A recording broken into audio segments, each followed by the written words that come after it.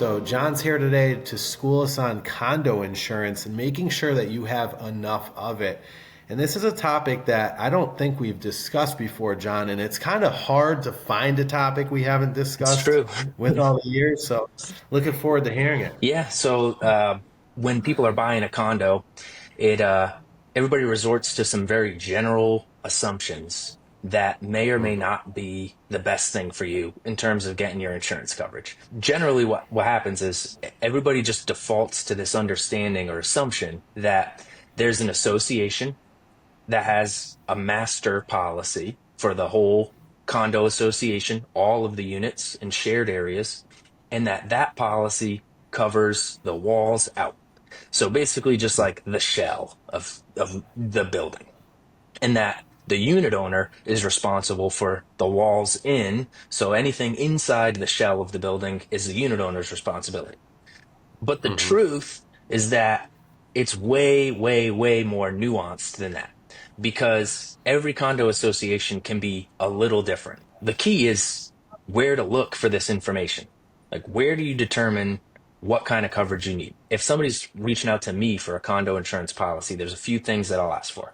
One is, can I get a copy of the bylaws or the declaration of trust for this condo association?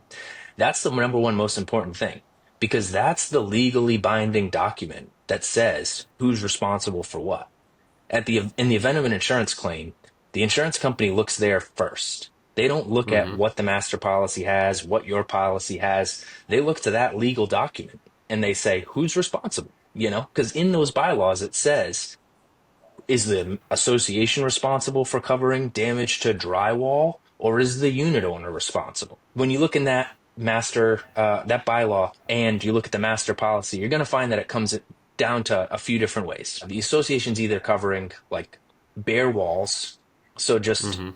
anything inside your unit in terms of like cabinetry, flooring, fixtures, that would all be the unit owner's responsibility. The master Got it. policy is literally just covering bare walls. They would build a Mhm. shell of a unit. Then there's all-in coverage, which is going to cover, in addition to bare walls, they will cover that stuff. Cabinetry, appliances, and everything built into the unit. And then there's all in plus betterments and improvements. So betterments and improvements means anything that wasn't stock to the original build of the association. The only other thing that we'll look at once we determine between the bylaws and the master policy, like what type of coverage is required, right? Do you need coverage for everything in your unit? Do you need coverage just for the interior parts of your unit that's like upgrades, or do you need coverage for like just your personal belongings because Mhm. the association covers everything? The only other thing we're going to check on that is the master policy deductible. So you could have a master policy that covers everything. We said, the master policy says, yeah, we cover anything. We'll cover, like interior of your unit, your cabinets, whatever, all in coverage with the betterments and improvements. We're covering all of it. But Mhm. the master policy has a deductible of $50,000 because there's like a bunch of units, right? There's like 200 units. So it's like Yeah. 10 million in coverage or something. And they have a huge deductible, which makes sense at that scale. Mhm. Well, then you need $50,000 of coverage on your policy because your dishwasher leaks and ruins all the floors in your entire condo and It's it less than. costs $25,000. There's no claim on your master policy. It's below their deductible. So your policy needs to cover that. And there's one last thing I'll mention. There's a coverage called loss assessment. This is like unrelated maybe to your unit. There could be a claim that damages a common area of this association.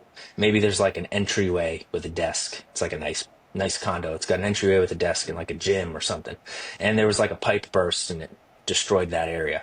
Or the roof is probably more common one, gets damaged in a windstorm. Yep. The association policy could be limited in some aspect and not fully cover the repairs of that common area.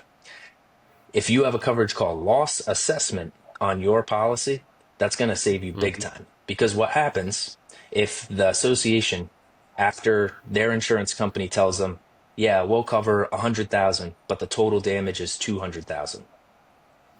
The association is going to put an assessment out to everybody.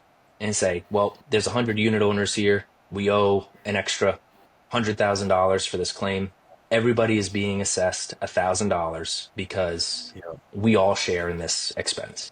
If you have loss Mhm. assessment coverage on your condo policy, it'll pick up that.